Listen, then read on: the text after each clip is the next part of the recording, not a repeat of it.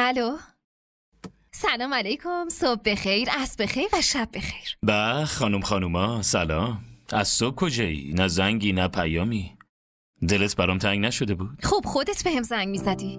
بابا من جلسه داشتم، همین الان تموم شد، بلافاصله به تو زنگ زدم. تو که کاری نداشتی میتونستی یه پیام بدی.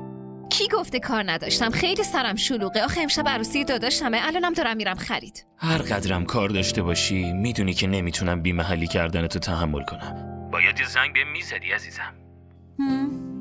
آره میدونم، ولی راستش یه چیزی رو نمیفهمم. آدم به این احساسی چطوری میتونه همچین شغلی داشته باشه؟ فقط در مورد تو احساساتیم. تو همه چی تعادل دارم. آره میدونم. باشه، حالا من فعلا باید برم، خیلی کار دارم. الان فامیلام میان، خریدم باید برم. بعدم ببین شاید امشب دیر بشه، دارم میرم آرایشگاه. دلم میخواد هنوزم باهات حرف بزنم.